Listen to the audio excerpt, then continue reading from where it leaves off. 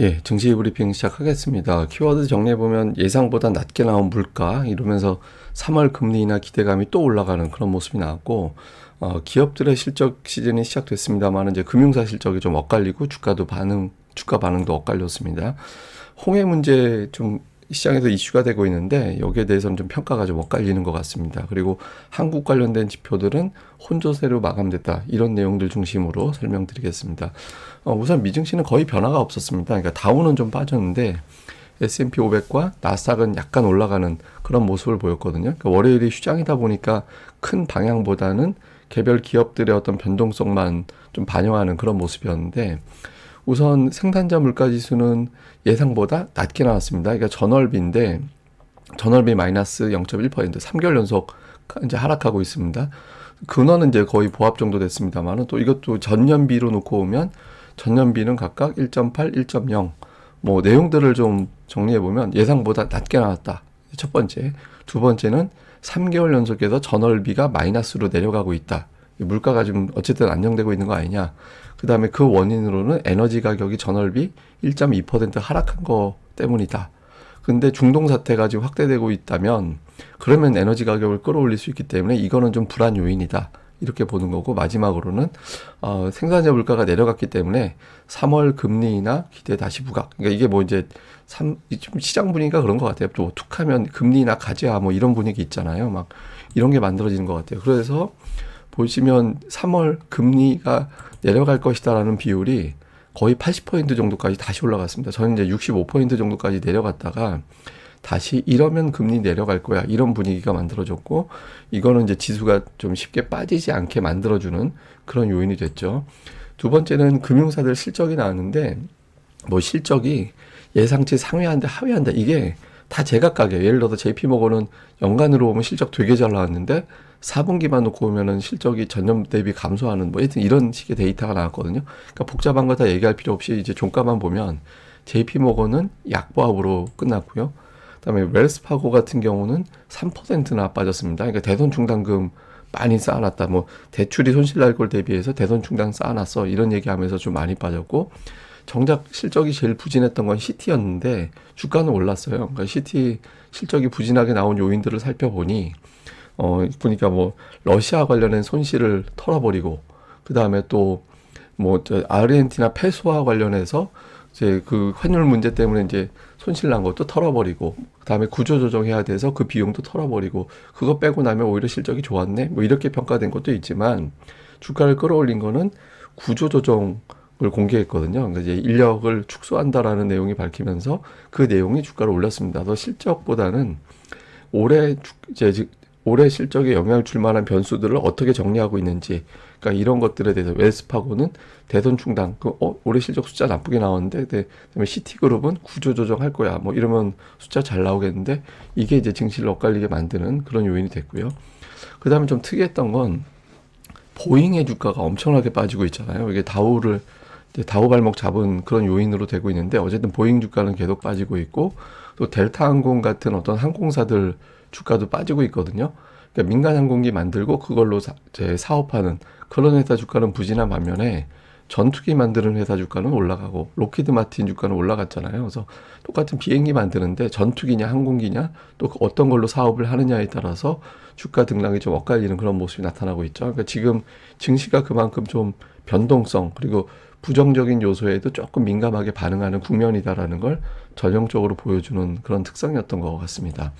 그다음에 주요 코멘트들을 보면 JP모건의 다이먼 회장은 미국 경제 견고하다. 이 사람 되게 특이하죠. 작년도에 올해 뭐 경착륙 된다라고 막 그렇게 얘기하던 분인데, 어쨌든 미국 경제 견고하고 소비 활동이 이어지고 있어서 연착륙이 예상된다. 작년도 얘기했던 거랑 완전히 달라진 얘기를 하고 있고요.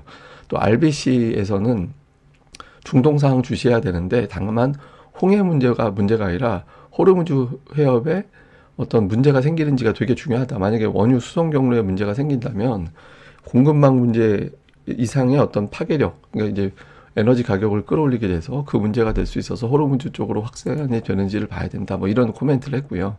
다음에 이제 빌 레크먼, 이 사람은 금리에 굉장히 영향을 많이 주던 인물이죠. 연준이 빠르게 금리를 내릴 걸로 기대한다. 이 사람 이제 본인이 금리 하락에 베팅을 해놓은 게 있어서 그런지 모르겠는데, 어쨌든 이런 코멘트를 했거든요. 근데 제가 뭐 이걸 뒷받침해 볼 만한 데이터를 좀 찾아보니까 이런 게 있더라고요.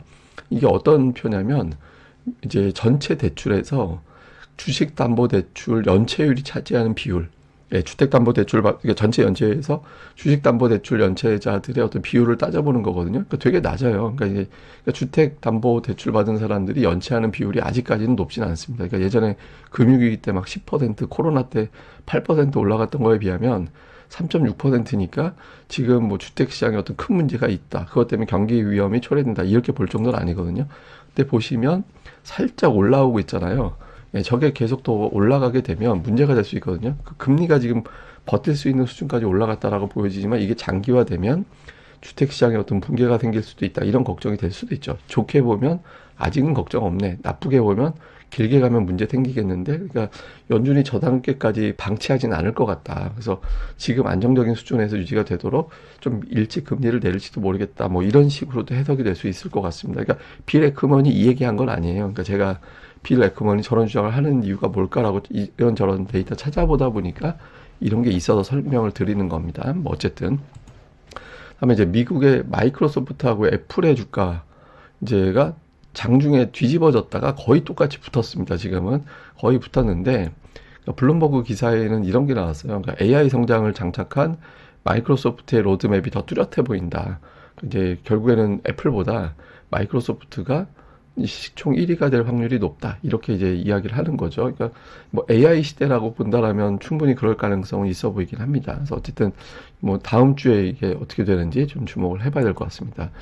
한국 관련된 지표는 MSCI 한국 지수는 0.28%, 어제 우리 증시 하락을 반영하는 거기 때문에 밀렸는데 잘 보시면 중요한 지지선에 다다랐죠. 51선에 붙었습니다. 그러니까 이 즈음돼서 또는 밑에 이제 201선도 거의 붙어 있는데 거의 이 정도에서 한번 튕기는 시도가 나올 확률은 좀 있다라고 볼 수 있겠죠. 양한 선물은 0.1% 올랐습니다. 그래서 이것만 놓고 보면 주초에 우리 증시는 뭐 뚜렷 큰 어떤 변동성보다는 그냥 강보합 정도로 출발할 가능성이 있다. 이렇게 이제 열어놓으면 될 것 같습니다. 좀 요약을 해드리면 다시 PPI 생산자 물가가 낮게 나오면서 3월 금리 인하론이 다시 이제 부각됐습니다. 실제로 국채 금리도 좀 내려갔고, 다음에 어닝 시즌은 좀 근데 미국 어닝 시즌이 원래 이래요. 제가 뭐 이거는 제 방송을 계속 들었던 분이냐 아니냐를 가르는 것 중에 하나인데, 제가 어닝 시즌 될 때마다 맨날 그 얘기 드리잖아요. 미국 기업들의 특징은 70% 정도는 예상치를 상회한다. 그런데 향후 전망을 되게 보수적으로 잡기 때문에 어정쩡하게 어닝 시즌을 흘러가는 경향이 있다라고 말씀을 드렸잖아요. 지금도 좀 비슷한 것 같습니다. 그리고 월요일 미증시는 이제 휴장이고요.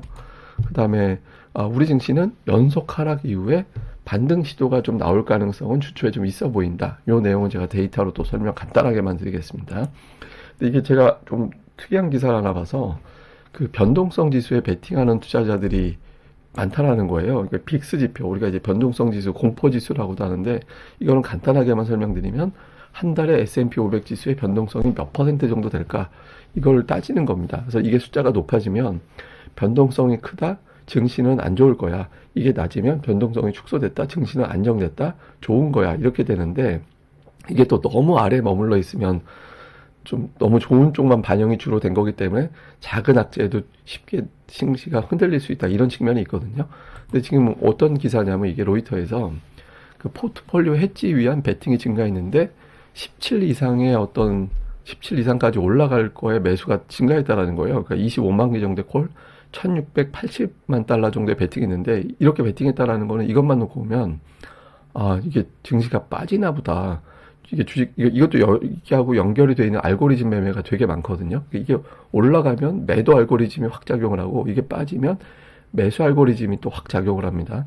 근데 어쨌든 이게 올라간다라는 게 베팅이 됐다면 주식시장 빠지는 쪽에 센 베팅인가? 이렇게 볼 수 있잖아요. 근데 이게 분석가들은 그건 아닌 것 같고, 최근에 이제 주식시장이 워낙 변동성이 크니까 좀 포트폴리오를 보호하기 위한 용도인 것 같다. 그래서 좀 뭐 그렇게 심각하게 볼 필요는 없다, 이런 주장도 이날 같이 나왔거든요. 근데 어쨌든 미증시가 변동성이 커지겠구나라는 쪽의 투자자들이 일부는 좀 걱정을 하고 있다라는 점도 있는 것 같습니다. 그래서 어쨌든 뭐 요 지표가 실제로는 어떻게 돌아가는지 이제 좀 볼 필요가 있고요. 다음에 이거는 뭐 제가 주간 전망대 시간에 다시 설명드리겠습니다만 우리 증시가 2000년 이후에 8일 이상 연속 하락한 사례를 따져보니까 8번 있었더라고요. 그러니까 9일 연속은 한 번, 그러니까 2017년 이후에는 9일 연속은 없었거든요. 근데 2000년 이후까지 제가 쭉 펼쳐놓고 다 찾아보니까 이제 9일 하락한 적 한 번 있었고 10일 연속은 없었습니다. 근데 그 하락이 멈춘 이후에 2주 동안은 낙폭의 3분의 1 정도는 만회하는 반등이 시도가 됐었거든요. 그래서 일단 주초에는 좀 반등 시도가 나올 확률이 있어 보이긴 합니다. 일단은. 근데 어쨌든 이거는 제가 주간 전망대 시간에 다시 설명드리도록 하겠습니다. 예, 그럼 또 주말 잘 보내시고요. 저는 또 다음 방송에서 뵙겠습니다. 그리고 늘 말씀드리지만 건강 관리 좀 잘 하셨으면 좋겠어요. 제가 이제 나이가 적진 않은 편이라 저는 학력고사 세대거든요. 그래서 저도 나이가 좀 있는 편이긴 한데 근데 이게 지금 관리 안 하면 나이 조금 더 먹었을 때 되게 고생하게 될 거예요. 그래서 한 40대 중반, 그다음에 이 정도 되시는 분들은 좀 건강 관리 좀 많이 좀 잘 하셨으면 좋겠습니다. 예, 그럼 감사합니다. 저는 또 다음에 뵙겠습니다. 이 방송 구독하기와 좋아요 꼭 부탁드립니다.